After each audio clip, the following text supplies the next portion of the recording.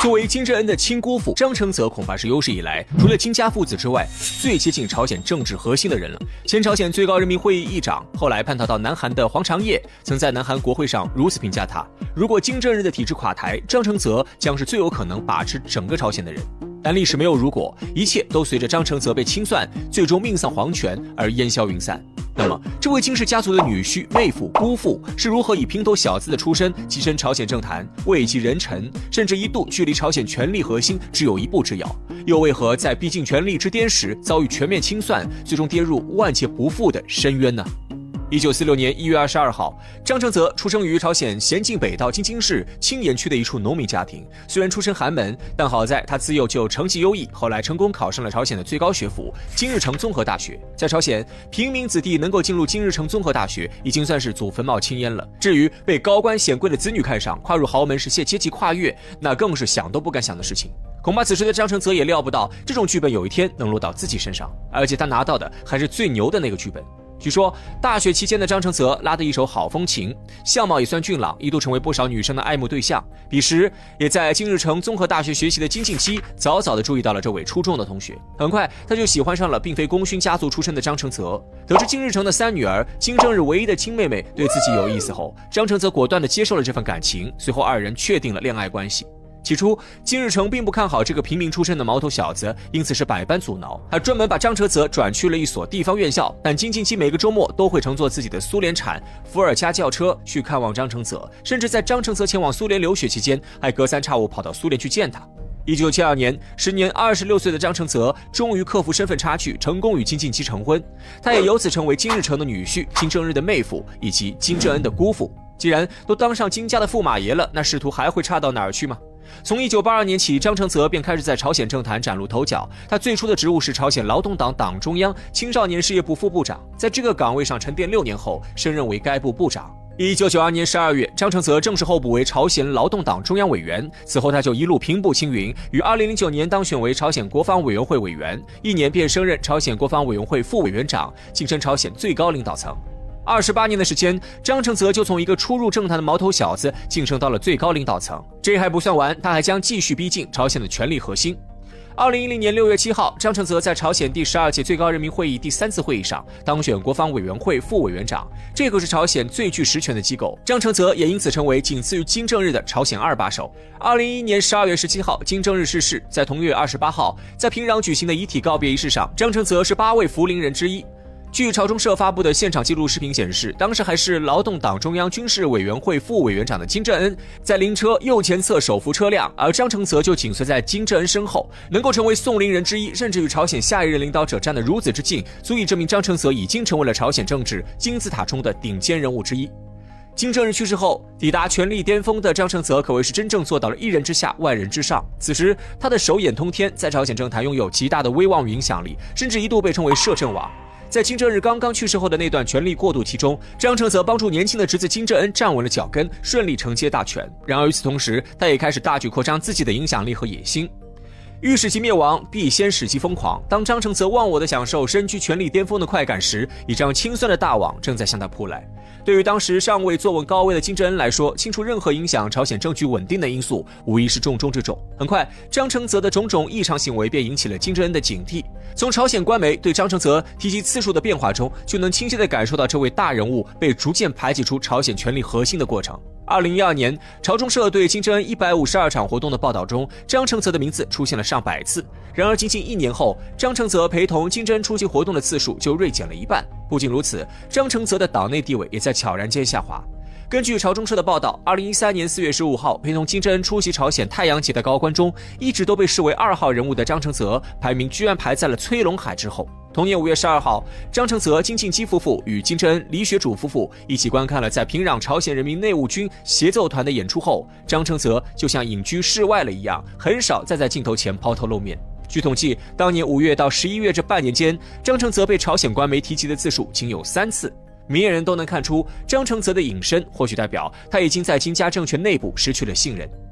2013年12月9号下午，朝鲜中央电视台公开了张承泽在前一天劳动党中央政治局扩大会议现场上被直接当众架走的画面。随后，朝鲜官方媒体就公布了处决张承泽的判决书。判决书指出，张承泽经常陪同金正恩同志出席活动，还多次对其进行现场指导，试图向对内对外显示他与金正恩的亲密关系，营造出一种自己在党内的独特地位。同时在麾下机关大肆清除异己，拉拢同僚，把曾受到严重处分、被撤职或免职的人带进党中央机构及其下属单位，并委以重任，试图培养自己的亲信势力，建立起自己的政治帝国。此外，还从国家的矿产资源中谋取暴利，用这笔钱去大量收买人心。在张承泽的政治小圈子内，他的拥趸们甚至称其为1号同志，对他唯命是从，马首是瞻。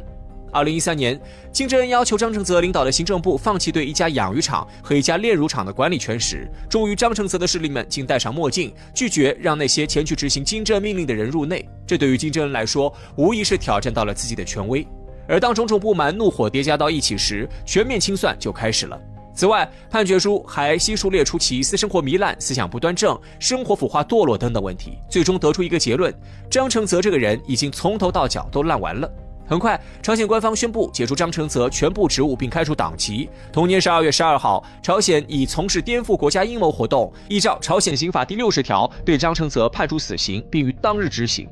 为何这位金家驸马爷摄政王难逃被清算的命运？不少观点指出，张承泽遭到清算的最大原因正是过于狂妄、过于傲慢自大，引起了金正恩的不满。根据朝鲜官媒事后发布的消息可以看出，张承泽似乎内心并不认同金正恩这个继任者。当朝鲜劳动党第3次代表会议根据全体党员、人民军官兵和人民一致的意愿，宣布拥戴金正恩为党中央军事委员会副委员长的决定，全场以热烈的欢呼沸腾的时候，张承泽看似不情愿地站起来，勉强拍手应付，表现出傲慢不恭的态度。此外，朝鲜媒体上的照片显示，某次他在同侄子金正恩讲话时，随意地靠在另一侧的扶手上，像是一副不耐烦的样子。脱北者黄长业曾透露，自己和张承泽在聊到朝鲜及其糟糕的经济状况时，张承泽是这么回答的：一个已经烂完的经济，还能再怎么下滑呢？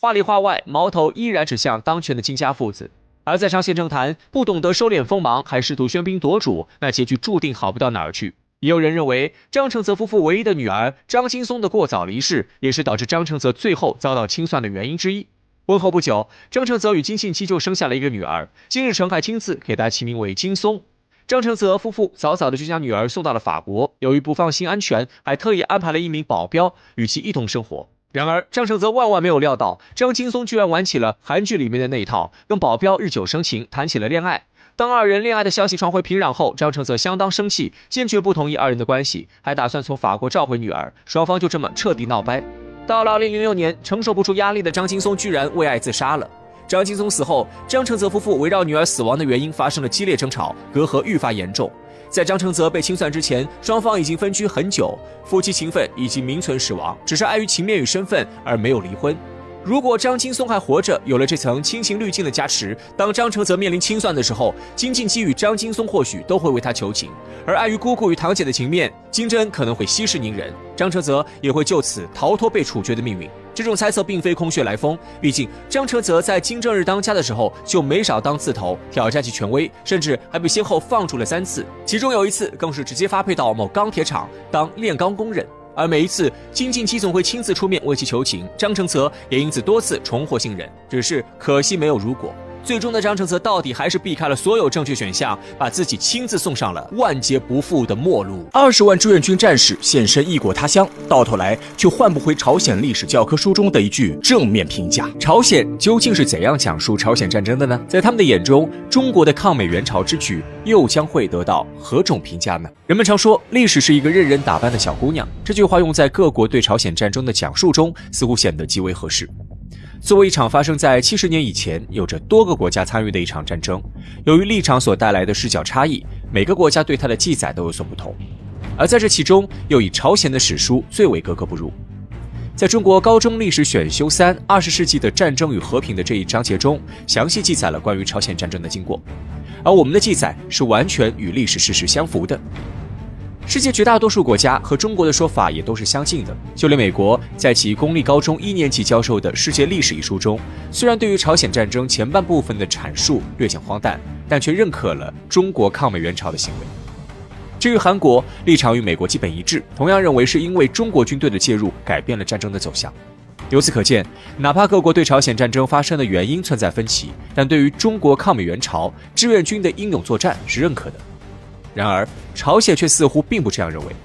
在朝鲜中学的历史教科书中，朝鲜战争的经过被这样记载：在金日成主席的英明领导下，朝鲜人民军击退敌人的突然进攻，转入反攻，并以连续打击和围歼战置敌人于被动地位，在短时间内解放了南朝鲜的广大地区。至于后续的内容，则着重强调金日成将军和朝鲜人民军的功绩。至于中国志愿军和中国抗美援朝，则通篇没有一字提及，就好像一切从来都没有发生过一样。而在朝鲜其他教科书中，一篇名为《金日成将军和彭德怀司令》的文章中，则描绘了一幅十分美妙和谐的场景。彭德怀司令表示，困难很多，如果没有先前你们对美军的战斗，我们是没有经验的，也会更加困难。对此，金日成将军则回答道，我们的战士都有和美军作战的经验，他们可以直接帮助你们指导。可以设想一下，如果一个对这段历史没有了解的朝鲜中学生读到这段话，是不是容易产生一种感觉，那就是中国志愿军是在朝鲜的指导下赢下的与美国的战争。但是事实显然并不是这样。那么问题来了，为什么朝鲜的史书要略去这段中朝友谊呢？想要弄清楚这一切，我们还要从朝鲜的主体思想开始讲起。其实，朝鲜史书略去中国志愿军的贡献并不是最近才发生的。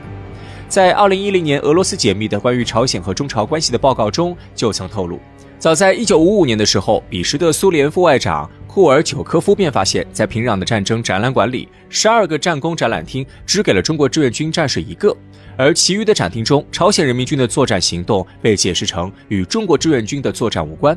要知道，当时中国志愿军将士们还没有离开朝鲜，大家都还在十分热情地帮助朝鲜人民开展重建工作。而在板门店停战签字会上，为了纪念这一段历史，朝鲜政府则陈列了数以百计的历史照片，但是其中却鲜有中国志愿军的身影。巧合的是，这个会场原本也是由中国志愿军将士们连夜赶造的。朝鲜是遗忘了中国志愿军曾参与了朝鲜战争吗？答案显然是否定的。根据这些年来朝鲜官方对外公布的信息，朝鲜政府曾不止一次对中国抗美援朝的义举给出高度评价，赞扬中国志愿军将士们留下的丰功伟绩。例如，在2021年10月25号，朝鲜劳动新闻就发表文章表示，中国人民在极其困难的情况之下，仍然把优秀的儿女送到朝鲜前线，用鲜血帮助朝鲜人民。中国人民志愿军参战，不仅鼓舞了朝鲜人民军和人民的战斗，而且还对战局转向有利的方向起到了重大作用。所以由此可见，朝鲜是知道中国志愿军在朝鲜战争中做出的贡献的。然而，朝鲜却在对内的宣传或者说教育中刻意抹去志愿军的存在，其背后的目的只有一个，那就是推行主体思想。1955年，受到国内外局势的影响，时任朝鲜领导人金日成在朝鲜劳动党中央全体会议上发表了一篇名为《关于我们的党在目前阶段的斗争任务》的演讲，而主体思想就是在这篇文章中被首次提出来的。关于主体思想的内容，简单来说就是围绕着自主、自立、自卫这3项原则展开的，其要求朝鲜应该在发展的路径中恪守国家和民族的自主，强调经济上的自立，以及重视军事上的自卫能力。而在朝鲜看来，朝鲜战争作为朝鲜的立国之战，如果过分突出中国志愿军的作用，很有可能会削弱朝鲜人民军在这场战争中的主导地位，从而影响朝鲜自主性的形象。